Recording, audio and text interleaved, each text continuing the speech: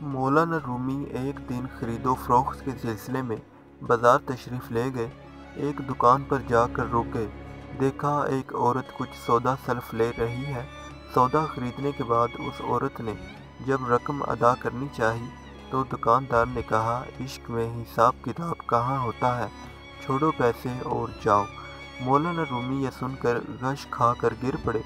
دکاندار سخت گھبرایا۔ اس دوران وہ عورت وہاں سے چلی گئی۔ خاصی دیر بعد جب مولانا رومی کو ہوش آیا تو دکاندار نے پوچھا، مولانا صاحب آپ کیوں بے ہوش ہو گئے؟ مولانا رومی نے جواب دیا، میں اس بات پر بے ہوش ہوا کہ تم دونوں میں اتنا قوی اور مضبوط عشق ہے کہ آپس میں کوئی حساب کتاب نہیں، جبکہ اللہ کے ساتھ میرا عشق کتنا کمزور ہے کہ میں تسبیح کے دانے گن گن کر گراتا ہوں۔